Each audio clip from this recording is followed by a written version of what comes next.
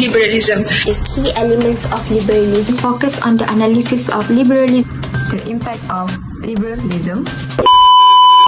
Hi, my name is ALIA NUR'AIN binti Muhammad SHUKRI. My student ID 2025381739, and I will be talking about liberalism in international relations. This is one of the major theories that explain how states cooperate and interact at global level. Liberalism offers positive and optimistic view of international relations if we want to compare with realism theory, which they only focused on power, conflict, and only care about their own survival. Next, I will be explaining about liberalism theory. Liberalism defines features of modern democracy illustrated by the prevalence of the term liberal democracy as a way to describe countries with fair elections, rule of law, and protected civil liberty. Liberalism believes that conflict is not the only natural condition of the world. Instead, countries should work together through cooperation, international law, and mutual benefits, as liberalism focusing on partnership and peace. Most countries are depending on each other for trade, investment, and technology. This interdependence will reduce the possibility of conflict. Meanwhile, international institutions like United Nations and European Union helps countries to reduce uncertainty and solve problems. We know that states are connected in many ways, including social, political, and economic, which mean cooperation are very important. We can achieve peace through democracy as it shares norms like negotiation, compromise, and respect for human rights, which they can solve dispute peacefully. Next, I will be explaining about pros and cons of liberalism. The first pros of liberalism is that they promote peace. They always encourage negotiation, dialogue, and diplomacy instead of creating wars. It fits with democratic peace theory, which, by applying democracy, the states will rarely fight with each other as they will be communicate and solve things together. The second pros of liberalism is that they support economic growth. This is because free trade and open market will encourage countries to depend on each other economically. When trade is open, countries can sell goods and services to global markets, which can lead to more business opportunity and competition. Liberalism believes that the more countries depend on each other economically, the more stable and peaceful the world is. Economic interdependence reduces conflicts to gain stable environment for business in the long-term growth. Thank you, ALIA NUR'AIN, for your explanation. My name is ALIA SHAHIDA binti AZMI, and my metric number is 2025124823. And I will be presenting about the founding father and origin. I'm going to talk about the origins of liberalism and why John Locke is known as the father of liberalism. Liberalism as a political theory that really began in the 17th century with the philosopher John Locke. He believed that all individuals are naturally free, equal, and independent. This was a very powerful idea at that time, because society was controlled by the kings and absolute ruler. Locke introduced the concept of natural rights, which are rights that every person is born with the right to live, liberty, and property. According to Locke, no government has the authority to take this right away. Another important contribution from Locke is his idea of the conscience of his government. This means that government only have power because people agree to give them that power. If a government becomes abusive or violates people's rights, Locke argued that citizens have the right to reject or replace the government. This idea became the foundation of modern democracy, constitutional government, and even global human rights. Locke's influence can be seen today in documents like the Universal Declaration of Human Rights and many democratic constitutions around the world. So, this is why John Locke is often called the father of liberalism, which his ideas shaped the entire philosophy and continue to influence political system today. Next, I will be explaining to you guys about the key elements of liberalism, and there will be 4 elements that I will be explaining to you guys. And the first element is individualism. Liberalism is based on the main principle of individualism. It means liberals believe that right and welfare of each person should be protected above anything else. The government should not interfere too much in a person's life, and individuals should have the freedom to make their own choices. In international relations, liberalism argued that the international organizations like the UN, the World Bank, and the IMF play an important role in protecting human rights globally. These institutions help ensure that the state do not abuse their power. If a country violates human rights, the international community can take action, such as placing sanctions or using diplomatic pressure. So, liberalism is not just about the power politic, it is about creating a world where people's rights are respected and where institutions help keep state accountable. Next, another important idea in liberalism is freedom. For liberals, freedom is one of the most valuable things a person can have. Without freedom, a person lost their dignity and become just a unit in the system. But liberals also understand that the total or absolute freedom is not realistic. If people had unlimited freedom, some might use it to harm or take advantage of it. So, even though freedom is essential, liberals agree that it needs to be balanced.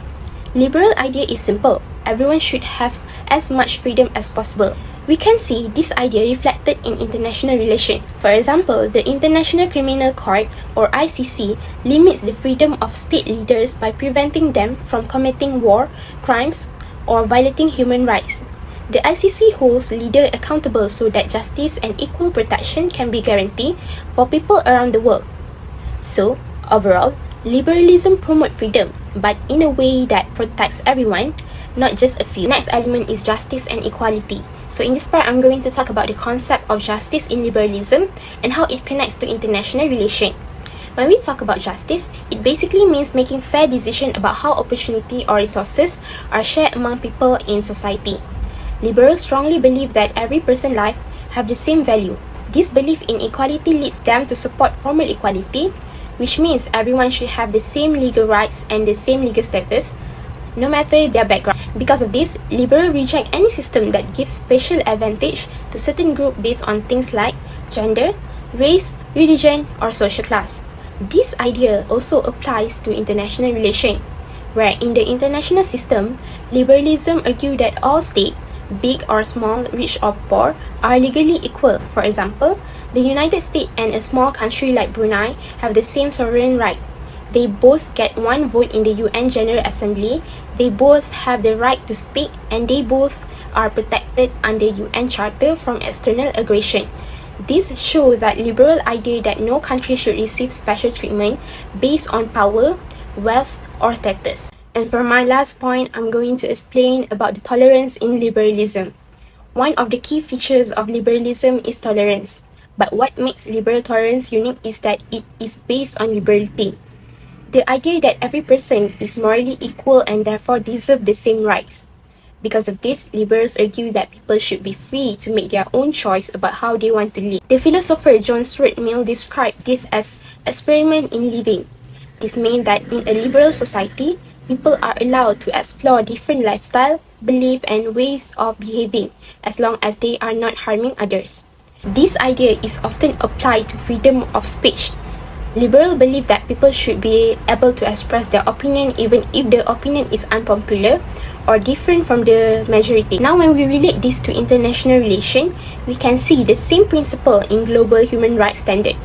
For example, Article 19 of the United Nations Universal Declaration of Human Rights protects freedom of expression and says that everyone has the right to seek, receive, and impart information and ideas through any media. This reflects liberal tolerance because the international community agrees that the government should not punish individuals for expressing peaceful ideas.